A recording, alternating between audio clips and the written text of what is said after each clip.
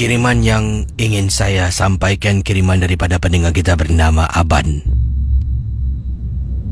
Saudara pendengar Misteri Jam 12. Dalam cerita ini, Aban berkongsi ibunya baru saja selesai daripada perubatan, yang mana ada seseorang yang mempunyai hasad dengki menghantar sehinggakan ia menjejas kesihatan ibu kepada pendengar yang bernama Aban. Setelah ibu saya hidup merana agak lama waktunya, setelah berjumpa dengan pelbagai tukang ubat, yalah, ada yang sesuai, ada yang tidak. Akhirnya yang ini seolah-olah kemungkinan pada waktu itu boleh membantu ibu saya, Casey. Saya ni tinggal bersama dengan ibu 2 orang saja. Tinggal di sebuah rumah kecil. Rumah 2 bilik, Casey. 2 bilik tidur dengan 1 hall, ataupun dipanggil sebagai rumah 3 bilik. Tapi ibu saya seringkali duduk dalam bilik, jarang keluar. Saya kerja pun tidaklah mempunyai kerja tetap, ikut kontrak. Habis kerja, kalau dia nak sambung, dia sambung untuk lagi beberapa bulan. Sejak ibu saya ni sakit, saya dah jarang bekerja.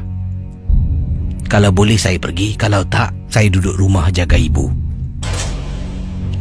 Ibu saya tidak mempunyai anak yang lain kecuali saya. Bapa saya dah pun berpisah dengan ibu. Dan ibu saya masih lagi minta duit jagaan dari bapa. Sebabnya ibu saya ni memang tidak sihat. Keadaan saya sebagai seorang anak pun tidak mewah, tapi saya mampu membayar bil, menyajikan makanan. Jadi oleh kerana sikap ibu yang suka minta bekas suami, apa yang terjadi pendengar Ria 897, isteri mak tiri saya lah tak puas hati. Dari situlah tercetusnya sesuatu yang luar jangkaan saya dan ibu. Dia mula hantar barang. Nanti bila tiba waktu maghrib, ibu saya akan duduk dalam bilik, termenung jauh, menangis, ketawa, mengilai. Dipendekkan cerita, datang seorang pakar. Akhirnya setelah beberapa khidmat pakar yang kami dapatkan, berjumpa dengan seorang pakcik ni. Dia mampu, Casey. Katanya pakar tersebut kepada saya, "Aban, ni pakcik dah periksa badan mak kau.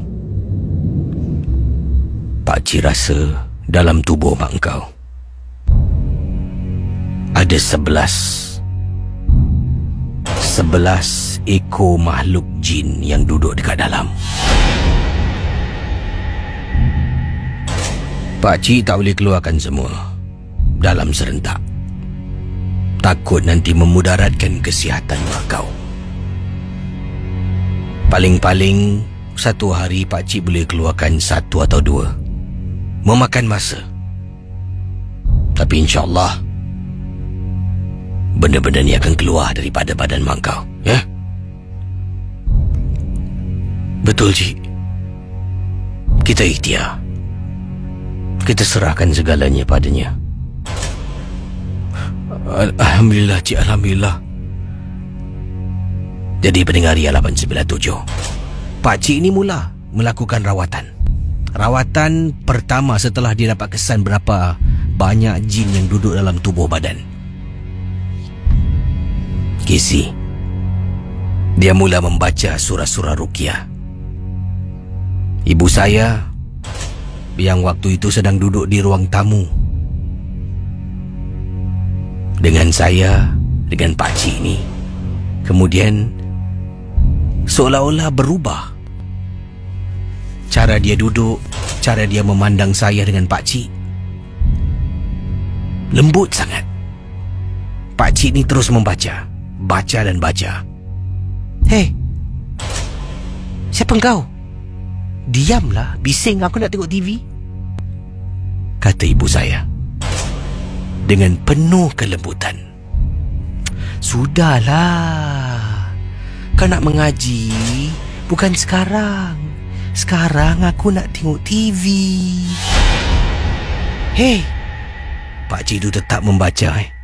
Tak henti-henti dia baca dan baca. "Aku cakap, janganlah."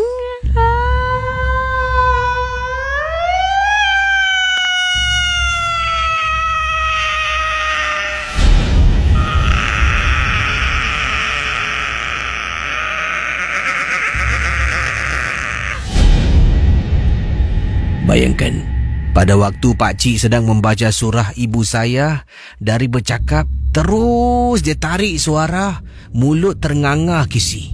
Kemudian kepala angguk beberapa kali. "Pakcik, kenapa dengan ibu saya ni?" Pakcik mengangkat tangan sebab mulut sedang membaca. Dia angkat tangan, kata tunggu. Kemudian pakcik berhenti membaca.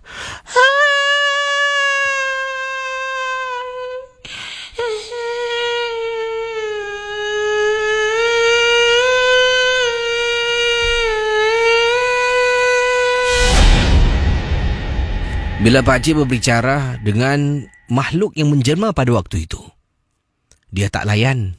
Pakcik cuba bercakap, berkali-kali cuba bercakap. Akhirnya, dia berbicara dengan pakcik. Pakcik pun suruh dia keluar. Cakap dengan cara baik. Yang pertama ni senang sedikit. Dia keluar. Dipendekkan cerita, seminggu 2-3 kali pakcik datang dan cuba menghalau, kadang-kadang seekor, 2 ekor. Dalam tubuh ada 11 ekor makhluk jin. Sampaikan makhluk yang kelima kalau tak silap saya. Makhluk kelima ni agak degil dan susah. Dia memakan masa 4 hari. Bercakap, berurusan, bercakap lagi, baca lagi, cakap lagi. Degil, tak nak keluar. Akhirnya bila dapat dikeluar dengan secara paksa. Waktu tu ibu saya tolong papa bawa dia ke tingkap dapur.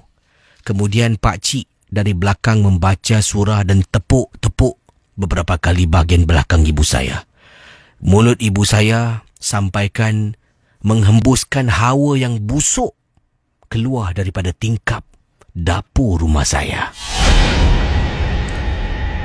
Sebelum pakcik balik, dia beritahu saya, "Aban, malam ni, malam-malam akan datang. Tingkap-tingkap bilik semua tutup." Maksud pakcik, tutup dengan langsir. Tutup semua? Tingkap dapur? Kalau ada kain, gunakan sepit. Tutup tingkap dapur, tingkap bilik mak, semua yang ada tingkap tutup. Tapi rumah jangan gelap, biar terang. Yalah cik. Cik kenapa cik Tak perlulah aku beritahu kau. Ya? Casey, selepas pakcik balik, saya pun dekat dalam bilik sedang baring. Mak saya sedang berehat setelah menjalani sesi rawatan. Saya tengah baring. Saya dengar dengan jelas pendengar Ria 897 FM. Anda bayangkan ya, ada bunyi ketukan.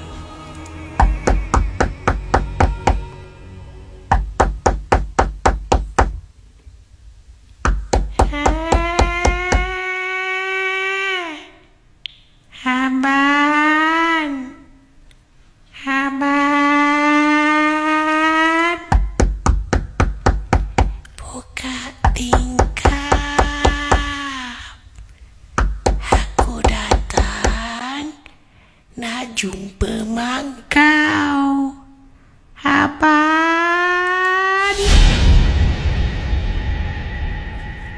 Baru saya tahu kenapa kata Abang Pakcik tak nak beritahu saya, Casey. Dia ketuk tingkap tuk tuk tuk tuk tuk tuk. Saya dengar suara sayu seolah-olah berkata, Abang buka tingkap. Aku datang nak jumpa mak engkau aja. Pendengar Misteri Jam 12. Perkara ini menghantui saya untuk beberapa bulan. Tapi saya bersyukur. Ibu saya dah bebas daripada perbuatan gangguan. Saya menasihati ibu saya jangan minta lagi duit dengan bekas suaminya ataupun bapa saya. Saya kerja lebih keras. Yalah, bukan senang, Casey. Saya pun tidak berpendidikan. Terpaksa mempunyai 2 pekerjaan untuk menampung dan membahagiakan ibu saya. Saya tak faham kenapa manusia sanggup menggunakan cara halus untuk mengapa-apakan orang lain. Terima kasih dan selamat tengah malam. Ada seorang teman berkongsi itu teman saya nama Itres berkongsi tentang lagu-lagu pemanggil hantu. Okey. Kesemuanya ada 5. Tapi tak tahulah jauh mana kebenaran lagu-lagu ini. Antaranya yang saya rasa mungkin agak lucu sedikit. Ada satu lagu ni yang dimaksudkan di sini dalam kategori lagu manggil hantu juga. Okey, antaranya lagu yang di sini disedaraikan lagu Lingsir Wengi. Beberapa orang Jawa percaya kalau kamu menyanyikan lagu Lingsir Wengi bakal muncul kuntilanak di berdekatan dengan kamu. Lagu ini sudah dinyanyikan secara turun-menurun oleh orang-orang Jawa tapi enggak ada yang tahu siapa sebenarnya mencipta lagu ini. Meski kedengaran agak menyeramkan, Lingsir Wengi banyak beredar dikongsi melalui laman internet. Ada dikatakan di sini menerusi laman lain, entah benar ataupun tidak, ini hanya pendapat pandangan si penulis ini. Ada yang katanya Lingsir Wengi ini juga kalau didengarin seorang diri ataupun oleh orang yang kurang semangatnya, mampu nampak sesuatu yang menakutkan. Ada lagu-lagu yang lain seperti lagu Malam Satu Suruh. Merupakan tanggal pertama dalam kalender Jawa dan biasanya diperingati pada malam hari setelah maghrib, mengingatkan bahawa pengganti hari Jawa dimulai saat matahari terbenam dan bukan tengah malam. Masyarakat Jawa percaya kalau Satu Suruh adalah hari yang paling keramat.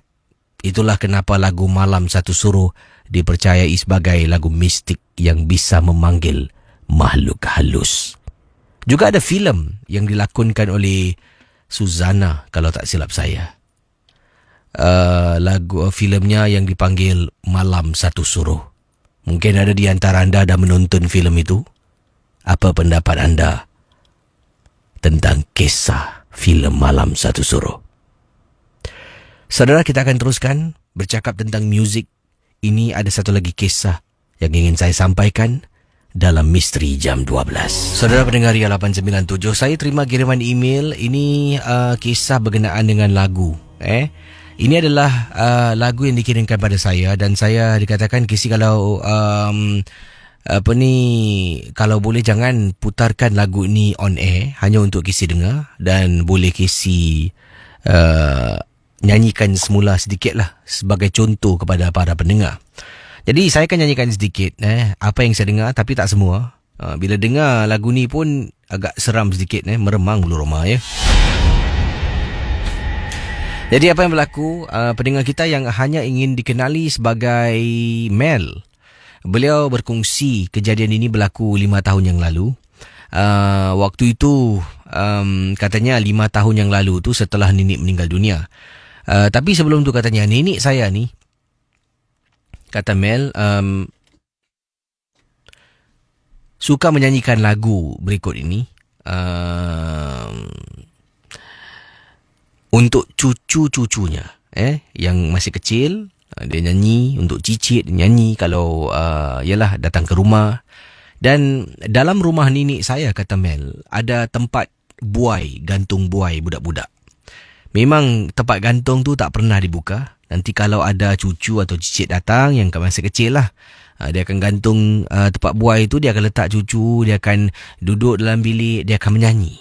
Lagu yang dinyanyikan ni, kalau boleh saya nyanyikan sedikit takut nanti pula ternyanyi penuh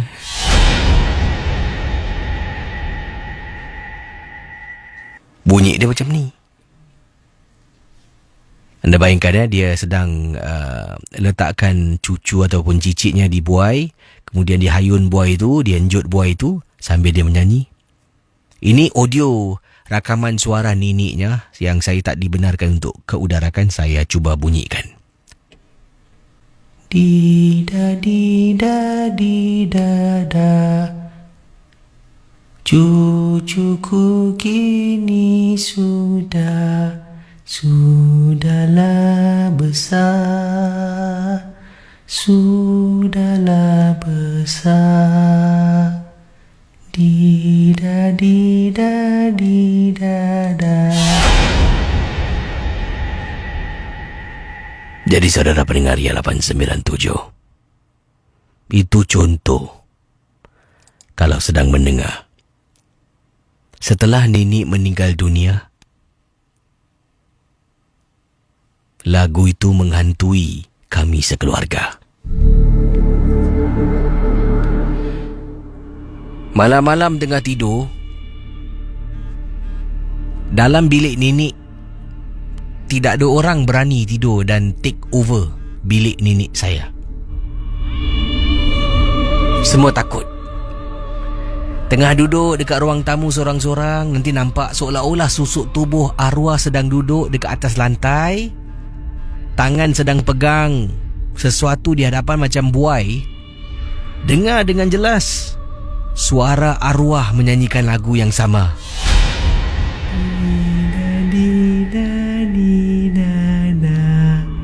Cucuku sudah besar. Kata Mel, saya beberapa kali nampak susuk tubuh arwah. Nampak beberapa kali susuk tubuh arwah yang berada betul-betul dekat dalam bilik, tengah duduk bilik yang gelap. Setelah penampakan berlaku beberapa kali, saya, katanya di sini, dah tak berani matikan lampu. Lampu bilik arwah sentiasa dihidupkan. Menjadi takut pula. Kita semua pernah dengar alunan suara yang sama dalam rumah kami. Bila tengah tidur, nanti kadang-kadang terdengar bunyi suara arwah nenek menyanyikan lagu yang sering kali dinyanyikan. Itu adalah alunan lagu favourite nenek saya, Casey. Pernah sekali saya sedang duduk dekat rumah seorang diri, kata Mel.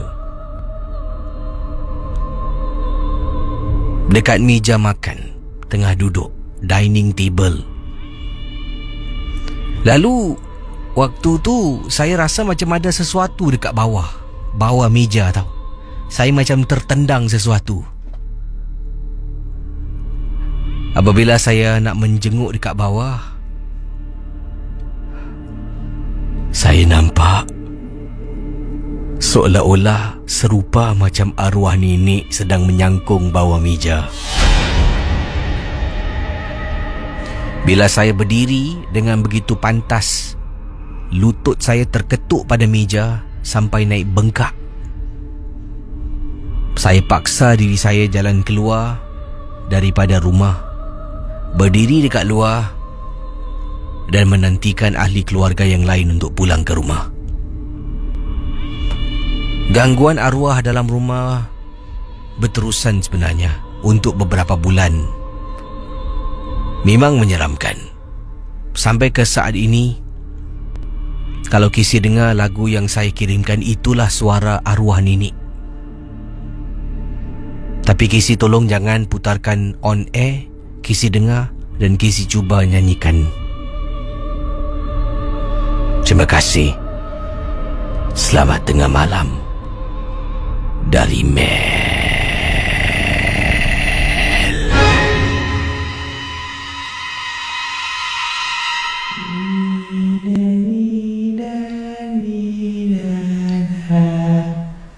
Cucuku sudah besar.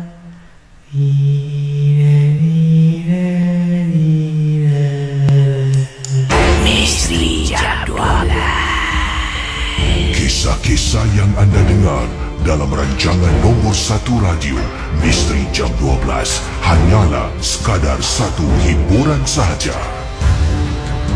Jangan mudah percaya, jangan terikut-ikut dengan apa yang dikedengarkan.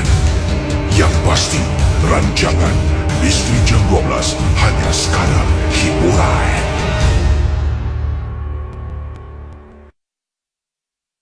Okey saudara, itulah dua kisah yang dapat saya kongsi dalam rancangan MJ12. Kiranya kalau ada kisah-kisah yang lain yang ingin anda kongsi sama, anda boleh hubungi saya di 669-11897. 669-11897. Terima kasih sekali lagi pada anda yang mendengar MJ12. Saya akan kembali bersama dengan anda selepas ini untuk saya bacakan satu lagi ataupun dua kisah, satu atau dua, kita tengok kalau ada masa. Kalau tidak, saya akan berehat sebelum kita berkongsi lebih banyak lagi kisah. Yang ini kalau tadi dua kisah yang berlaku di Singapura, yang ini kita terus ke seberang tambak. Ini daripada pendengar kita yang berkongsi. Ini dari pengirim kita yang bernama Lin. Beliau adalah pendengar MJ12 berasal dari Shah Alam, iaitu di Malaysia, Shah Alam. Dan Lin ingin saya bacakan kisah beliau bersama dengan saya, Casey, dan juga teman-teman pendengar yang lain dalam rancangan Misteri Jam 12. Assalamualaikum warahmatullahi ta'ala wabarakatuh. Kata Lin. Waalaikumsalam warahmatullahi. Harap Casey dapat bacakan kisah ini. Sebelum tu, saya adalah pendengar Misteri Jam 12 berasal dari Shah Alam, Malaysia, dan nama saya Lin. Saya gemar dengan rancangan-rancangan seram, dan rancangan ini saya kenali menerusi seorang teman yang memperkenalkan. Terus saya melekat bila mendengar rancangan Misteri Jam 12. Macam-macam kisah saya dengar, dan ada yang sukar untuk dipercayai, ada yang seolah-olah saya sendiri pernah lalui. Pengalaman saya ini berkenaan dengan peristiwa yang tak dapat saya lupakan. Waktu itu saya menyewa sebuah rumah di Shah Alam, Malaysia, dan saya, percaya ataupun tidak, tinggal dalam rumah yang saya sewa ni seorang diri. Sebenarnya saya ni asal kampung asal kampung saya ni di Melaka. Saya adalah orang kelahiran anak Melaka. Dan kemudian saya bawa diri saya untuk bekerja luar dari kampung saya sebab saya ada kemahiran tertentu. Jadi saya ni boleh mendandan, nak cari rezeki lah dekat kawasan Shah Alam, Malaysia. Kata Lin dalam kiriman ini kepada saya. Jadi bila sampai itu di Shah Alam, beliau telah pun menyewa sebuah rumah. Dari situlah dia akan cuba dapatkan kontak ataupun dapatkan projek untuk meneruskan mengetengahkan impian beliau menjadi seorang pendandan. Saya masih ingat lagi, rumah yang pertama saya sewa ni, rumahnya memang buruk sangat-sangat. Tapi itulah, bajet pun tak banyak, masih belum ada rezeki. Terpaksa tinggal rumah buruk. Rumah ini mempunyai 2 bilik tidur, ruang tamu, ada tandas, ada dapur, dan keadaan luar rumah amat teruk sangat-sangat. Tapi tak boleh memilih, Casey. Saya memang nak mencari rezeki, dan insya-Allah kalau semakin baik keadaan saya akan pindah ke tempat yang lain. Inilah kisah yang beliau ingin ceritakan dalam Misteri Jam 12. Bila saya dah dapat kunci, saya masuk dalam rumah ni yang terletak di tingkat 5, tak tinggi pun. Rasa macam rumah ni gelap. walaupun lampu dah dinyalakan, tetap dapat rasakan rumah ni macam malap dan gelap. Dipendekkan cerita, malam pertama tinggal dalam rumah ni dah kena ganggu. Saya ingat lagi selepas saya menonton TV dekat ruang tamu, saya masuk bilik nak tidur. Sebab esok saya nak keluar awal pagi dan nak pergi ke beberapa syarikat untuk menghantar portfolio saya sebagai resume supaya mungkin saya akan dapat projek. Jadi kata Lin dalam kiriman kepada saya, dah habis nonton TV, dah makan malam, masuk dalam bilik, tutup pintu nak tidur. Tiba-tiba kata Lin, beliau dengar dengan jelas TV yang dah dimatikan, seolah-olah macam TV itu menyala dan ada orang main tukar-tukar saluran.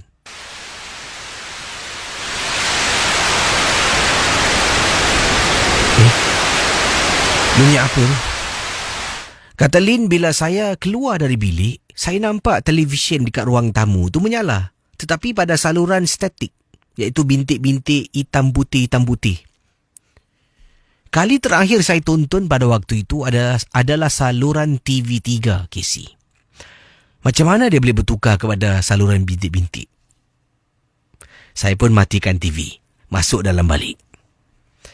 Sekali lagi, sedang baring, nak lelapkan mata, bunyi itu menghantui saya sekali lagi. Kali ini bila saya keluar, mula-mula bunyinya perlahan, makin kuat, makin kuat. Bayangkan, saya segera mendapatkan remote, matikan TV dan cabut wire daripada dinding soket. Saya berdiri dekat ruang tamu yang gelap. Hanya lampu dapur yang saya hidupkan. Malam tu, saya hidupkan lampu ruang tamu, tutup pintu, masuk dalam bilik dan saya dapat rasakan macam ada entiti yang hadir bersama dengan saya dalam rumah tu. Casey tengah tidur dekat atas katil, tengah baring dekat atas katil nak tidur, kata Lin.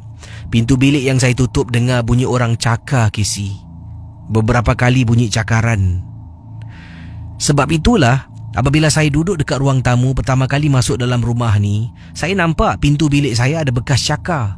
Saya ingatkan owner sebelum ni, pemilik rumah sebelum ni, yang tinggal sebelum ini, ada pelihara kucing. Mungkin kucing suka cakar-cakar, sebab tu dapat lihat ada bekas cakaran pada pintu. Jadi saya tak fikir bukan-bukan. Tapi malam tu, setelah saya berada dalam bilik tu dan beberapa kali TV menyala dengan sendirinya, saya masuk bilik, tutup pintu, dengar bunyi cakaran pada pintu bilik tidur saya. Saya hanya mampu membaca surah-surah yang saya ingat dan saya hafal. Baca dan baca. Makin baca, makin menjadi-jadi bunyi cakaran tu. Sampai satu waktu, bunyi tu hilang dan lesap. Malam tu setakat itu saja yang gangguan yang saya alami pada malam yang pertama. Rasa takut sangat-sangat. Jadi pagi tu bangun mandi, saya dapati dekat atas meja makan ada batu kemenyan, Casey. Tak tahu siapa letak, saya tak rasa pun saya perasan benda tu ada dekat atas meja. Batu kemenyan tu saya angkat, kemudian saya buang. Saya keluar rumah, mencari kerja, mencari projek. Keluar pagi, balik malam. Balik waktu tu dah pukul 9 lebih malam. Buka saja pintu, angin tiup keluar daripada dalam rumah yang saya sewa. Kata Lin, dia tolak pintu, angin tiup keluar. Tengok rumah tu gelap, dengan segera hidupkan lampu. Bila hidupkan lampu, saya boleh rasakan macam ada benda lari tau.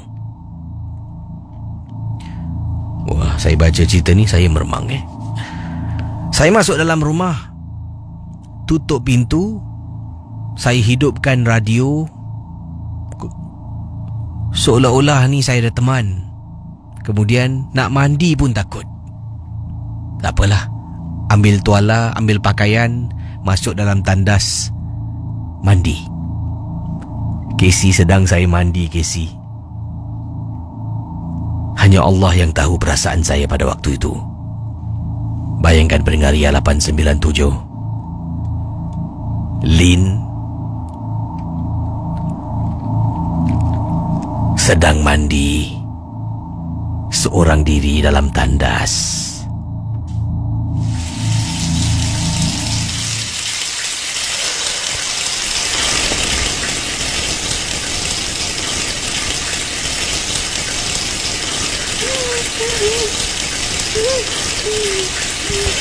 Hai, siapa pula lah ni? Saya tengah mandi, Casey. Air mencurah-curah atas kepala. Dalam waktu yang sama, saya dengar bunyi suara perempuan menangis.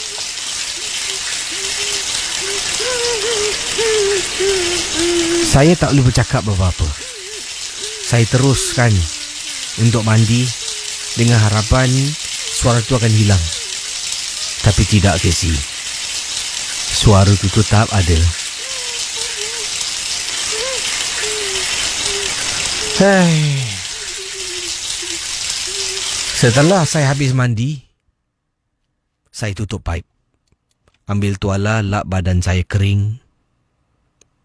Kemudian saya keluar dari tandas. Meremang bulu roma. Suara tangisan dah hilang. Berjalan menuju ke arah bilik, tak sabar nak masuk bilik, tutup pintu, tidur. Tengah jalan menuju ke arah bilik tidur saya.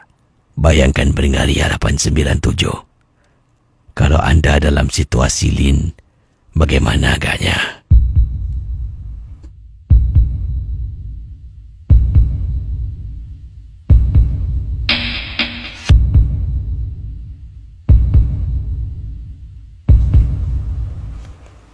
Daripada dapur, jalan menuju ke arah bilik, saya kena lalu ruang tamu.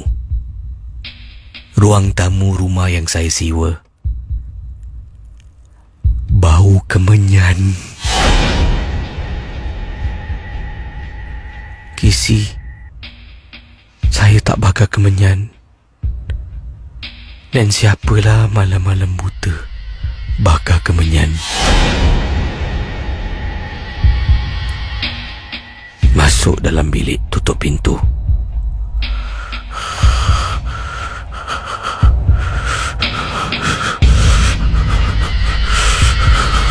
Sedang saya duduk dan tenangkan diri, suara tangisan tu menjelma lagi, Casey.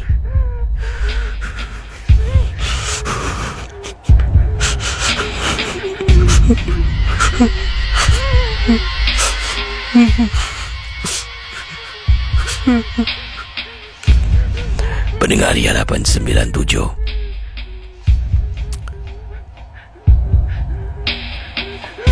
saya terperanjat bila membaca kiriman email ni. Beliau duduk dalam rumah tu selama 6 bulan. 6 bulan dengan gangguan, pelbagai gangguan. Lama-lama menjadi lali. Dan gangguan mula kurang. Bukan tak ada, ada tetapi berkurangan. Selepas 6 bulan, dah ada kerja, dah ada sedikit wang masuk, saya pindah. Dan takkan lagi saya duduk dalam rumah tu. Kiriman dari Lin, Shah Alam, Malaysia. Lin seorang wanita yang kuat semangat. Bukan senang dan tak ramai orang mampu bertahan dalam rumah puaka tu selama 6 bulan. Misteri Jam 12.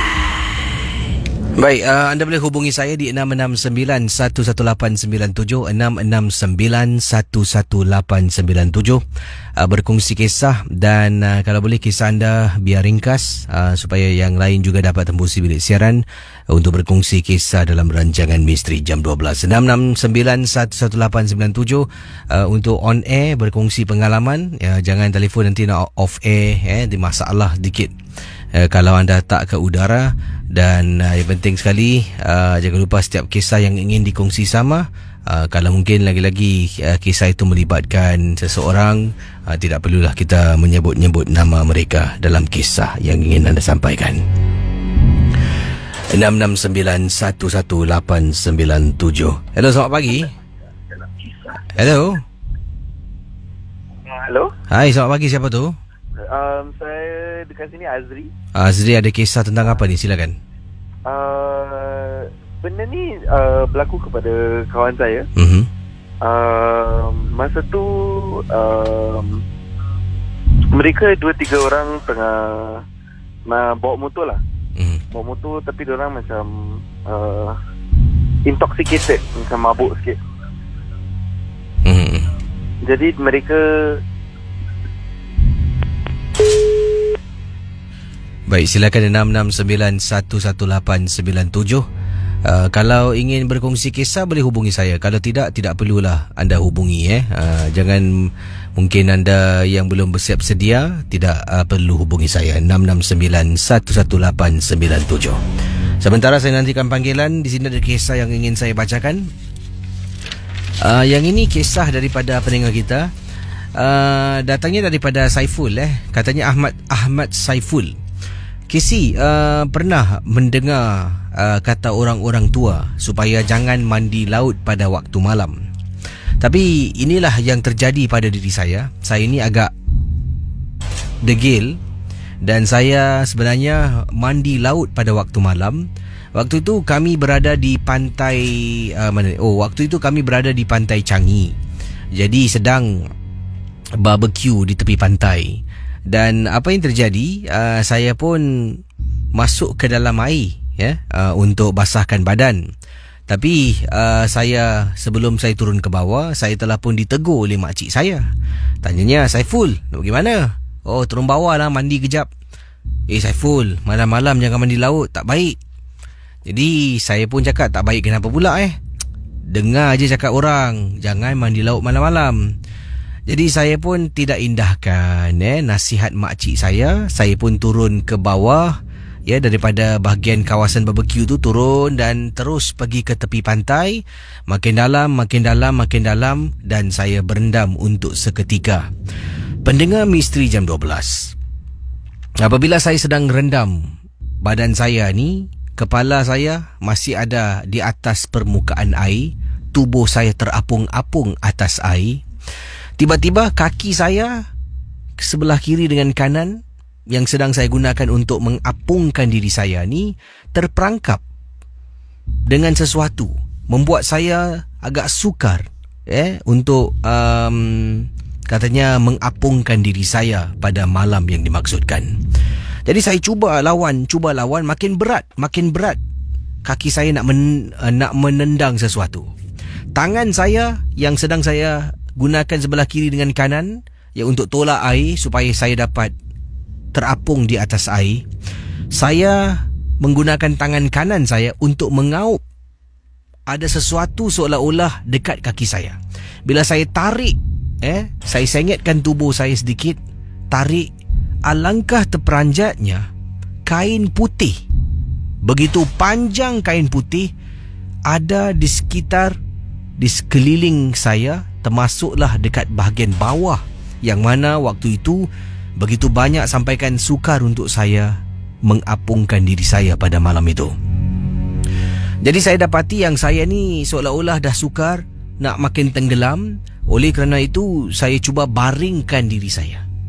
Jadi pendengar Ria 897, bila kita nak mengapungkan diri, kita akan gunakan tangan dengan kaki untuk tolak supaya kita sentiasa dalam keadaan floating. Jadi oleh kerana dah tak boleh, sebab banyak sangat macam kain putih yang menghalang pergerakan tangan dengan kaki, kata Saiful, saya mula baring. Dalam keadaan baring, supaya saya juga dapat terapung-apung, dan secara perlahan-lahan beliau kata dengan dalam keadaan baring tu, tolak dirinya berenang untuk pergi ke tepi pantai. Pendengar Misteri Jam 12, kata Saiful, apabila saya baring, tengah baring ni, air terkena sedikit terkena pada muka saya. Tiba-tiba ada benda hitam dekat muka. Saya tolak, rambut Casey. Rambut orang warna hitam terkena pada muka saya.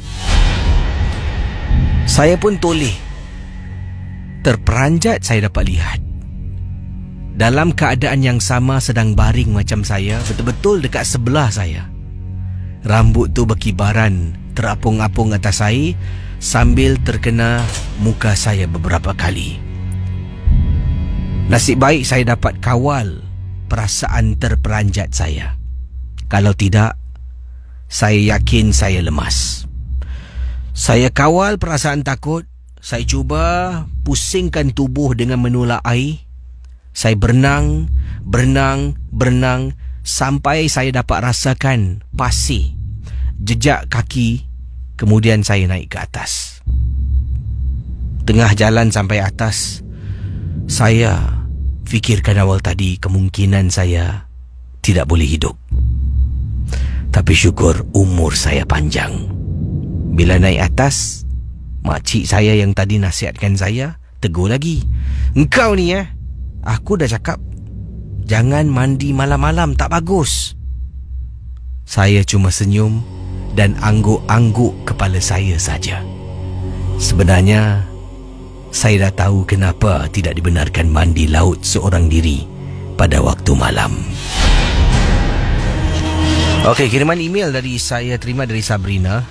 Beliau berkongsi kisah waktu itu beliau dengan suami memandu pada waktu malam, nak ambil cuti pendek, bercuti, nak pergi ke Genting Highland. Jadi kami berangkat dari rumah untuk ke Genting Highland, dan bila berada dekat kawasan Lebuh Raya, nak dekat sampai sebelum masuk Seleko nak naik ke atas Genting Highland, hari Khamis malam Jumaat.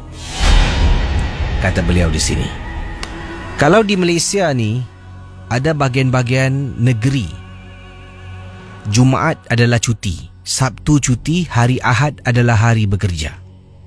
Sebab itulah hari Khamis malam Jumaat kita dah naik untuk pergi ke Genting Highland untuk menetap di sana selama 2 malam sebelum kita balik ke rumah.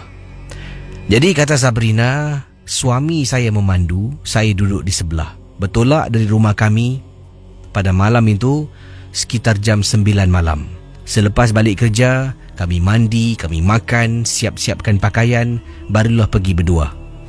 Saya dengan suami dah berumah tangga hampir 3 tahun, tapi masih belum ada rezeki dikurniakan zuriat. Sebab itulah kami ni seolah-olah macam honeymoon couple.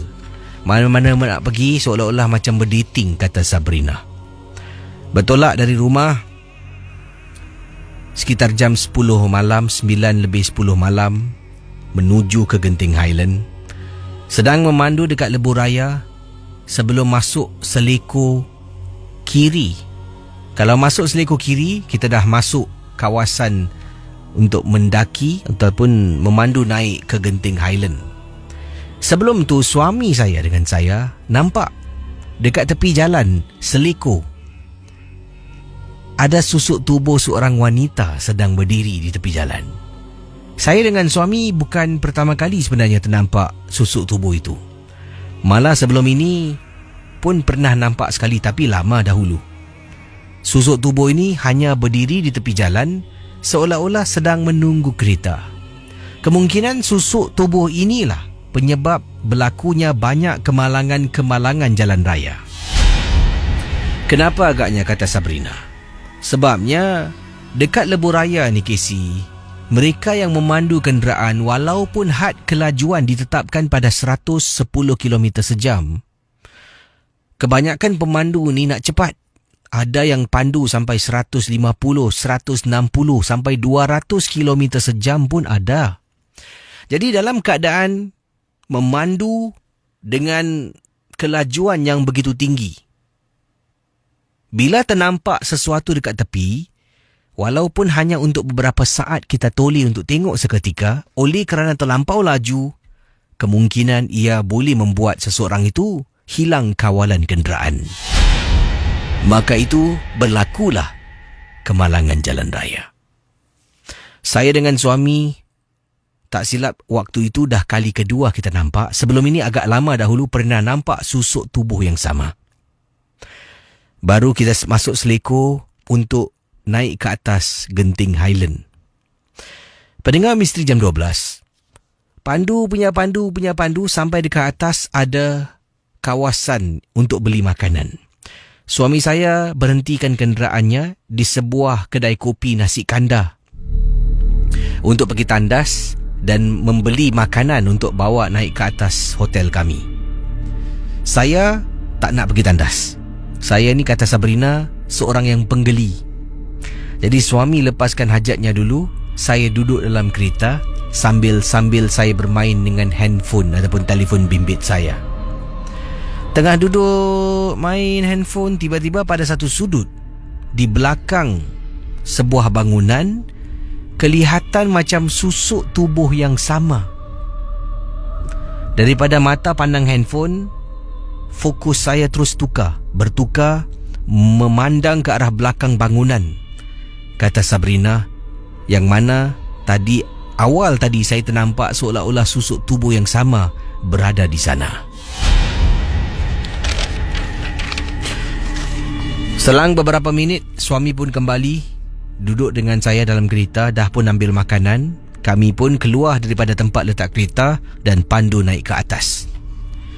Dalam perjalanan untuk naik ke atas, suami saya dapat rasakan kenderaannya berat, lebih berat dari biasa. Sedang memandu ni, suami berkata, berat sebelum ni tak pernah berat macam ni. Jadi saya pun tanya pada suami, bang dah servis belum kereta? Dah lah, tapi ini berat semacam lah. Suami cuba berhentikan kenderaan di tepi jalan, nak tengok apa yang berlaku. Suami keluar dari kenderaan, tengok kalau ada benda tersangkut pada tayar. Itu yang mampu suami lakukan pada waktu itu. Masuk balik, tayar semua okey, tak ada yang pancit, tapi macam berat lah. Suami try, cuba sekali lagi. Turunkan handbrake, tekan minyak. Saya sendiri pun dapat rasakan suami tekan minyak, bunyi dah naik berdesing. Tetapi pergerakan kenderaan kami memang perlahan dan rasakan macam ada sesuatu yang berat, seolah-olah menarik kami dari belakang. Kemudian saya pun kata pada suami, bang, abang turunkan tingkap bang. Suami turunkan tingkap sebelah dia. Kata Sabrina, saya pun turunkan tingkap sebelah tempat duduk saya. Saya ambil satu CD, masukkan dalam CD player, iaitu merupakan bacaan surah.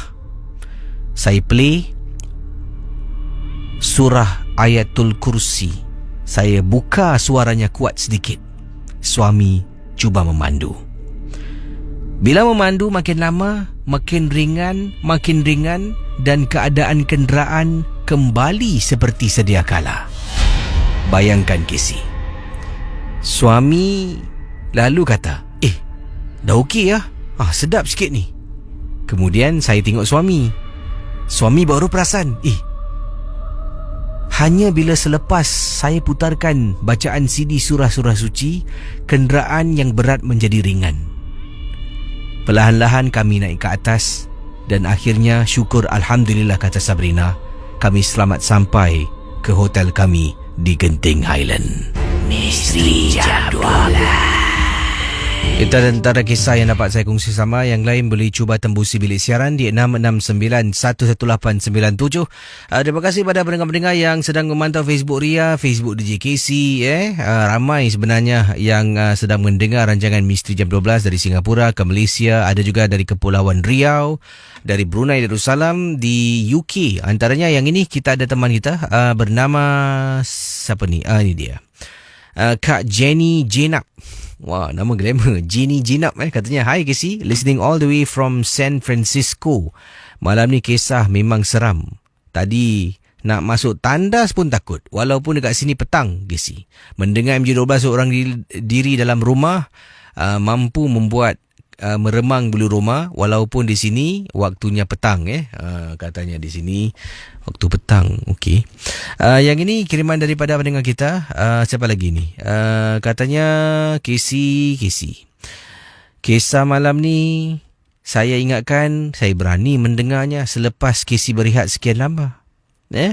Tahu-tahu first kopik cerita dah seram, meremang bulu roma. Terpaksa saya ganggu suami. Ya, kejutkan suami awal tadi untuk ke tandas Casey. Anyway, syabas MG12 kisah malam ni. Best. Okey, terima kasih kembali. 669-11897. Silakan. Hello, selamat pagi. Hello, selamat pagi. Hello. Siapa tu? Ya, siapa tu? Saya Iskandar. Iskandar, panggilan dari mana ni? Ha? Panggilan dari mana? Oh, sekarang saya dekat mana ni? Jurong. Saya dekat Jurong. Ada di Jurong. Baru lepas adventure. Oh, baru adventure berberamai ni. 3 orang ni, tak ramai. Oh, 3 orang okey lah dapat rasa seram jugalah. Ini kisah tentang apa? Silakan. Pasal toilet berhantu. Silakan. Masjid, dekat kubur lama. Hello? Silakan dengan pengalaman anda. Oh, ni dah live ke belum ni? Ada live. Dah live? Hello? Silakan.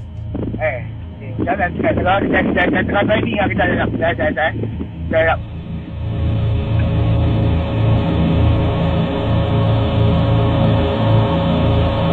Hello? Ya, silakan. Okey. Saya ni dia tengah jalan-jalan tau. Ni kalau kau kan. Salah buru, diamlah. Orang cerita. Tu tengah jalan-jalan di kubur lama. Dekat Jalan Bahar. Lepas tu kita orang pergi terus yang kubur lama tu. Tu kan ada satu toilet besar. Kat situ kan saya ternampak lembaga hitam. Nampak lembaga hitam je. Bukan saya nampak. Kalau saya buat bodoh. Bila dah keluar masuk tempat, kawan saya bagi tahu saya. Jadi kita cerita dia. Terima kasih Okay lah. Baik, sila 669-11897 untuk berkongsi kisah pengalaman anda dalam Misteri Jam 12. Yang ini datang daripada kiriman email yang saya terima. Ini datang dari siapa ni? Kejap Okey, daripada Hana. Casey, selamat malam. Ini saya ada kisah yang ringkas. Mohon maaf kalau pengalaman saya tak seram. Ini berlaku di salah sebuah resort yang saya pergi dengan suami dan anak-anak. Jadi malam tu saya dengan suami, resort ini di kawasan, tak perlu sebutlah nama resortnya, di Malaysia. Resort ni popular sangat dengan orang-orang kita. Ini resort yang ramailah orang-orang Singapura suka pergi resort ni. Saya dengan suami dan seorang anak pada waktu itu berada di ruang tamu. Seorang lagi anak saya berada dekat luar resort. Waktu tu dia sedang menggunakan telefon. Jadi saya tengok waktu tu dah malam, sekitar jam 11 malam. Saya pun nak keluar, nak panggil anak saya yang sedang cakap dekat telefon untuk masuk dalam. Dan katanya bila saya keluar daripada bilik resort kami, buka pintu, saya tengok anak saya tak ada. Kiri kanan, mana pula anak aku ni? Saya pun kata pada suami, "Bang, Amirul mana Amirul?"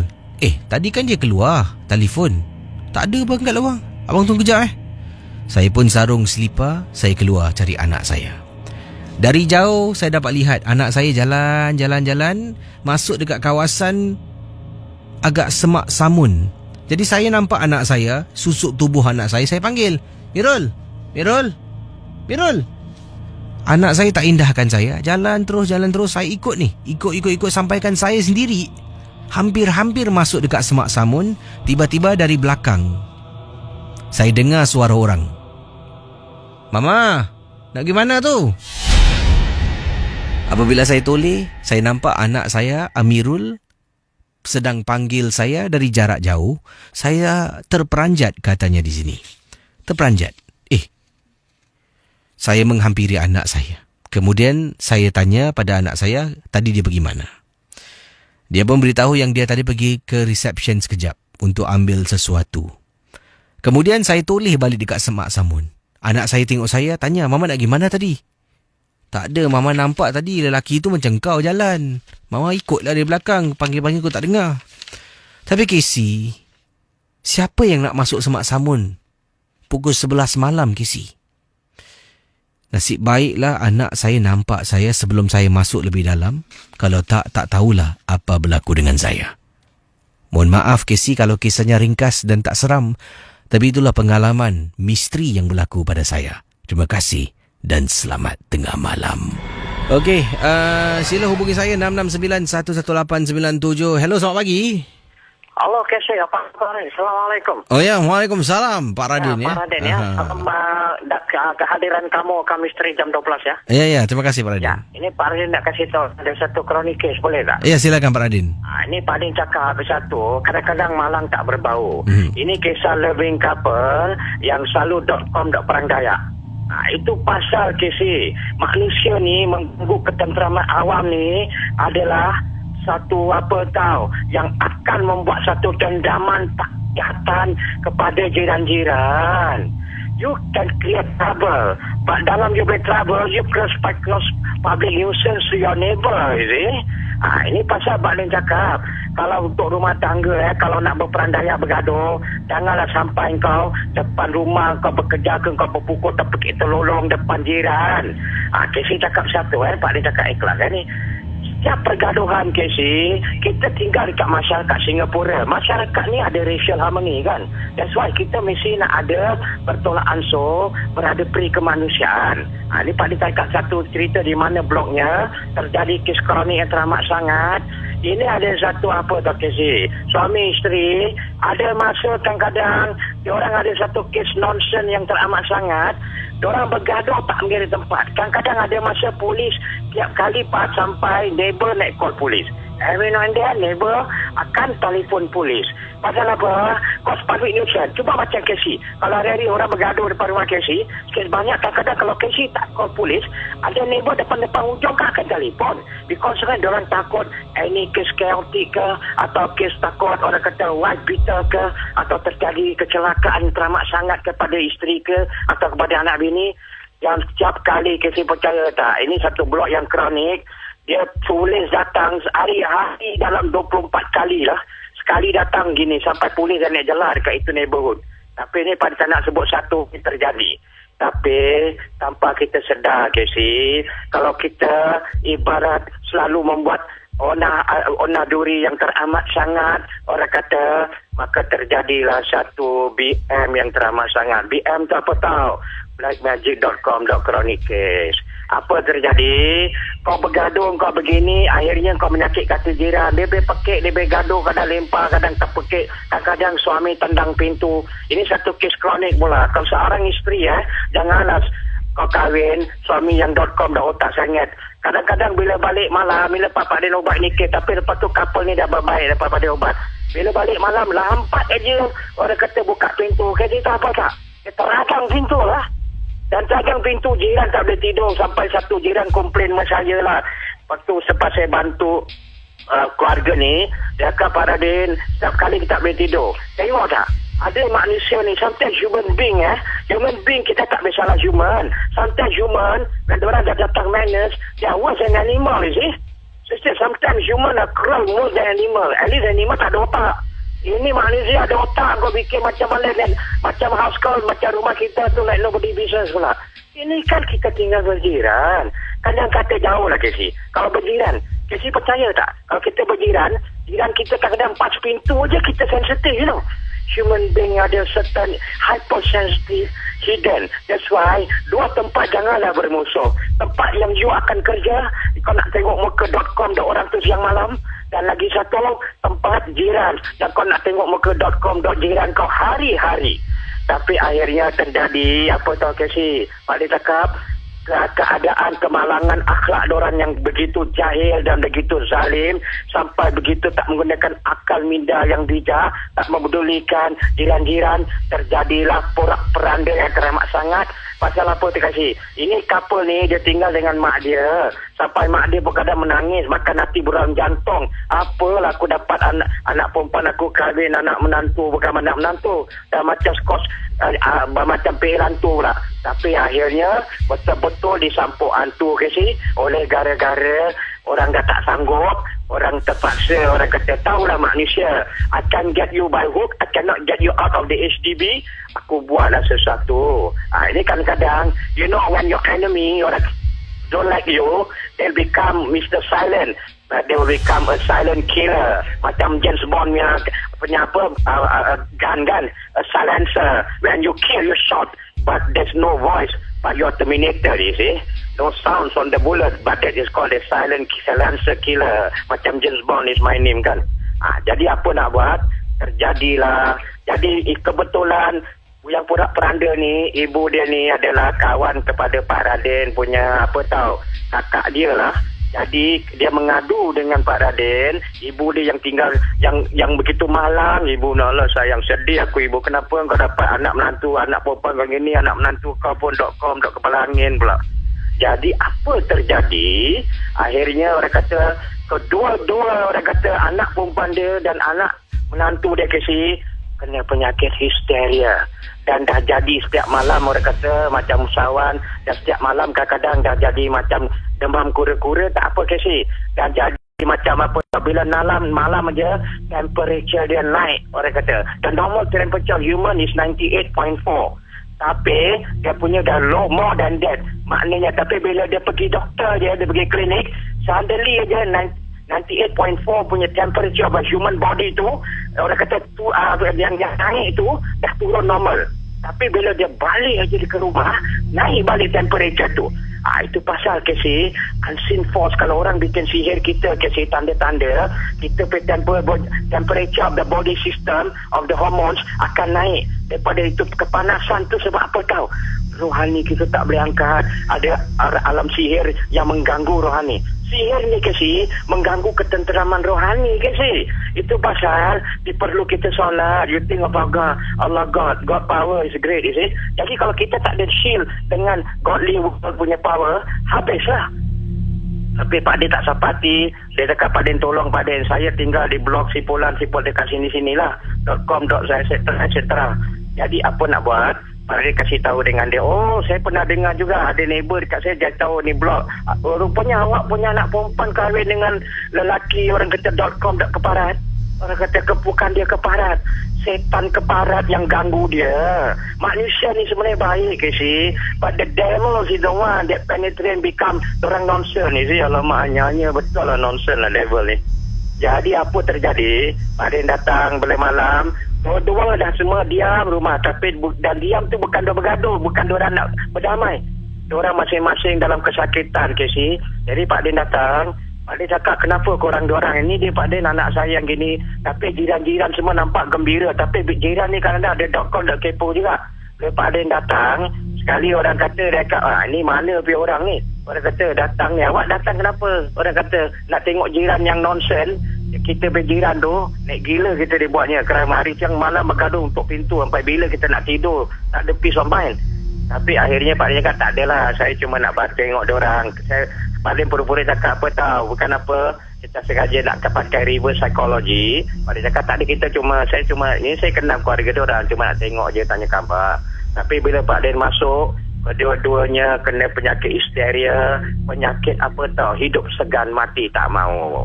Itu pasal sebenarnya gara-gara kau buat angkara kat gini, orang tak dapat, orang mengamuk, orang hantarlah satu sihir.com yang membuat kau daripada engkau tepik telolong, baik aku buat sesuatu, kasih engkau kena injection apa tau, .com.blackmagic injection. Kau jangan main black magic pun mandaram orang tak main dekat pun boleh jadi orang jadi histeria. Jadi dia tak mengamuk lagi sih, tak bergaduh-gaduh. Kaki bini jadi diam je, macam berminggu-berminggu. Pak dia datang waktu dorang dah sebulan lebih. Tapi akhirnya Pak Din kasih tahulah, kau punca yang kau tahu kenapa tak? Pak Din kasih sikit dakwah dengan dia lah, macam orang yang cakap tazkirah. Cakap, you know why you become like that? Salah korang dua orang ni semua tak ada otak. Pasal bila korang dalam malam jiran kau bergaduh, kau gini semua Tapi dia kata, Pak Din saya tahu, tapi saya dah berubah Pak Din. Saya dah lepas tu, mak saya pun cakap, mungkin orang mata merah. Jangan kata orang mata merah, kau ada kereta pun orang mata merah. Malaysia yang kau tahu lah, kadang-kadang penyakit PhD ni perasaan asap dengki tak habis-habis. Tapi bukan semua. I love human beings, human. Manusia kan Allah lah sayang. Jadi apa terjadi? Pak Din bantulah yang buat. Tapi Pak Din cakap dengan dia, kita hidup berjiran, imam apa bangsa sekalipun, orang kata waktu malam ada waktu apa tau, the peaceful night, the people need a rest. Itu mind therapy, kita perlu tidur. Jadi kau kalau bising kau terpekik, akhlak kau dengar kau terajang pintu, kadang-kadang kau pekik. Seperti kau seorang kau tinggal dekat dalam Singapura ni. Orang Singapura banyak orang. Jadi kau belajarlah a bit of racial harmony. Jadi dia kasih tahu, dia pada bantu lah.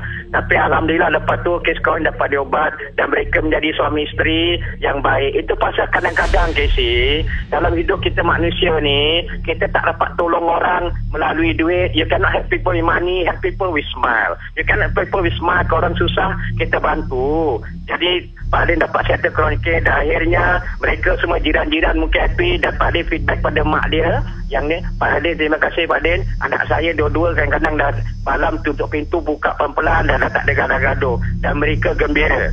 Tujuan Pak Din bercerita, kalau kita berjiran jangan pas pintu, kompas pintu sikit je jiran ni angin. Manusia ni ada satu tau, orang ada hidden sensitive. Sometimes when you provoke them, the sensitive is alive, terjadilah pergaduhan. Alhamdulillah kroniknya sudah disettle. Assalamualaikum. Waalaikumsalam warahmatullahi ta'ala wabarakatuh. Terima kasih Pak Radin. Waktu sekarang tepat jam 2 pagi. Bagus. Tepat jam 2 pagi. Saya jumpa anda esok dalam Misteri Jam 12 dan saya harap esok yang ingin telefon, yang benar-benar ingin bercerita dan kalau boleh suara tu jelas sebab hari ini pemanggil-pemanggil semua kesawan Ada yang telefon setengah jalan, tak sampai setengah jalan pun baru nak mula, dia letak. Ada yang telefon tak tahu kisahnya tentang apa. Jadi harap-harap kita sama-sama lah menghargai masa. Sebab masa itu emas. Kalau anda telefon dan anda rasa kisah anda mungkin anda tak berapa confident untuk berkongsi pengalaman, kita beri laluan kepada yang lain. Harap esok lebih ramai pengalaman daripada pendengar yang ingin berkongsi, yang benar-benar nak kongsi pengalaman. Terima kasih pada semua yang berada di Facebook. Ramai mengatakan suka dengan kisah-kisah pada malam ini. Harap esok juga saya akan cuba carilah kiriman-kiriman email anda yang menarik. Boleh email ke ria@mediacorp.com.sg, ria@mediacorp.com.sg dan dalam masa yang sama juga boleh email ke misterijam12@gmail.com. misterijam12@gmail.com. Jadi saya tengok mana kisah dan kisah anda, kalau boleh anda type tu menggunakan bahasa yang sempurna, ayat yang lengkap, mudah untuk saya membaca, memahami pengalaman anda. Tolong jangan malas jari untuk type dan mengeja perkataan yang penuh. Jangan gunakan shorthand. Jadi terima kasih. Jumpa anda esok dan terus bersama dengan kami Ria 897 FM. Misteri Jam 12. Kisah-kisah yang anda dengar dalam rancangan nombor 1 radio Misteri Jam 12 hanyalah sekadar satu hiburan sahaja. Jangan mudah percaya. Jangan terikut-ikut dengan apa yang dikedengarkan. Yang pasti, rancangan Misteri